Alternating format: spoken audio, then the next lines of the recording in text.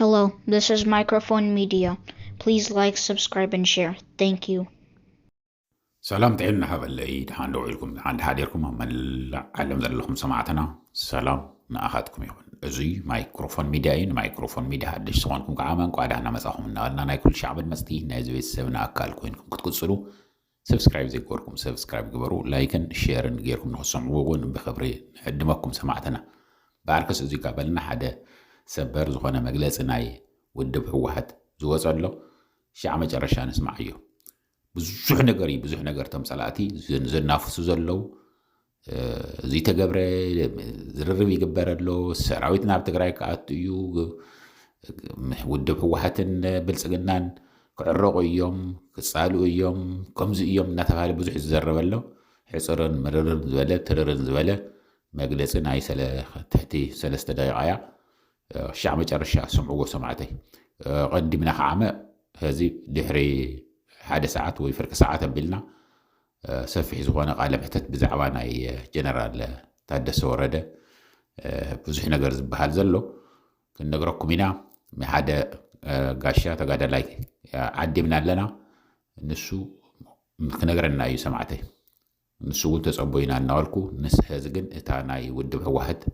زوزات مجلسي كم زلا نسمعيا ناون حلفكم تزولكم حاس أريا شعب مجرشا سمعوه هزبنا نها سمعوغن لا يكبروه زينا نقول كالي منم نقول نقر يلن زينا نقول كنا ونهلف حاجرنا نسمعيه نبوليتيكا وزيتنا تنكا حزب متلال أي كعلن حزب تغاي خونا مريح ودبوح وحات كمتكلاوي امنتهم بمقاس نسلام ومفتحي قدامنت بمهاب بوليتيكا وزيتك جمرن كل ما فلاليات بدردرك في التحن كمحت أنو تسأني حميام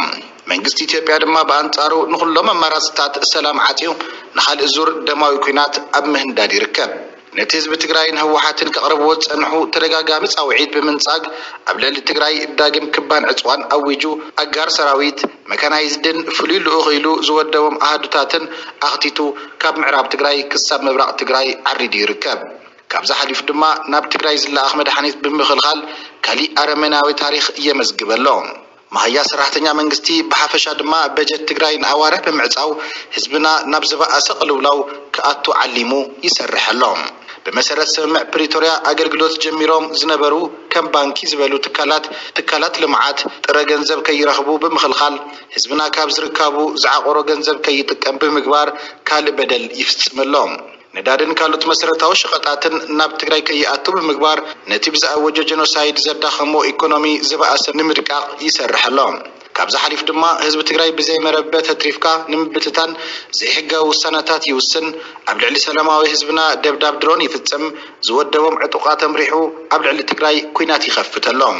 መንግስቲ ኢትዮጵያ ኣብ ከምዚ ዝበሉ ካልኦት ፀረ ህዝቢ ተግባራትን ተጸሚዱና ሃለወ ህዝብን ምትላልን ንምጭብርባርን ግና ምስ ውድብና ህወሓት ሕቡእ ድርድር ይካየድ ከም ዘሎ ብምሳል ብዕሱባት ሰራዊት ማሕበራዊ ሚድዩን ካልኦት ሚድያታትን ኣቢሉ ናይ ሓሶት ወረ ኣብ ምንዛሕ ይርከብ ህዝቢ ትግራይ ኾነ ህወሓት ኣብ ዝኾነ ይኹን እዋንን ኩነታትን ንሰላምን ዝርርብን ቁሩባት ምዃኖም ብዕልና ገለጹ ጸኒሖም እዮም ሕዚ እውን መትከላዊ እምነቶም ሰላም እዩ ሰላም ዝመጽእ ድማ ብሓቀኛ ተበግሶን ተግባርን እምበር መታለሊ አጀንዳ ብምንዛሕ ኣይኮነን ስለዚ መንግስቲ ኢትዮጵያ ኣብ ትግራይ ኾነ ካብ ትግራይ ወጻኢ ዘለው ፖለቲካዊ ሕቶታት ህዝቢ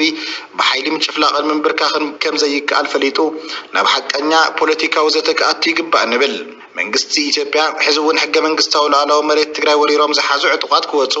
ኣብ ትሕቲ ወረርቲ ዘለው ህዝብና ሓራ ክወፅእ ዝተመዛበሉን ዝተሰደዱን ወገናትና ውሕስንኦም ተሓልዩ ናብ መረበቶም ክምለሱ ኣብ ትግራይ ዝተኣወጀ ዕፅዋ ብምልዓል ብሓፈሻ ድማ ንኻልእ ዙር ደማዊ ኩናት ዝድሰቕ ዘሎ ነጋሪት ኩናት ጠጠው ኣቢሉ ናብ ሓቀኛ ፖለቲካዊ ዘተከኣቱ ይግባእ ካብዛ ሓሊፉ በብመዓልቱ ብዝለዋወጥ ናይ ምትላል አጀንዳ ጸሚድኻ ህዝቢ ትግራይ ንምጽናት ዝግበር ምንቅስቃስ ብጽንዓት ከምንቃለሶ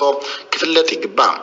ኣብ ውሽጥን ወጻእን እትነብር መላ ህዝብና ዝኾነ ተባኺሉ ብመንግስቲ ኢትዮጵያ ዝነዛሕ ዘሎ ሓሶት ህዝቢ ትግራይ ኣብ ዘይተጨበጡን ኣናእሽቲ አጀንዳታት ብምጽማድ ካብ መሰረታዊ ሕቶታቱ ክስሕት ዝዓለመ ስልቲ ሰላሕታዊ ጀኖሳይድ ምዃኑ ካባኻ ዝተኸወለ ይኮነን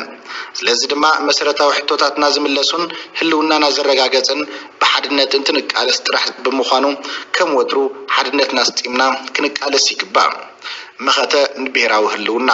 ብሔራዊ ሓድነት ንሉዓላውነት ዘለዓለማዊ ዝኽርን ሞገስን ንስዋዕትና መቐለ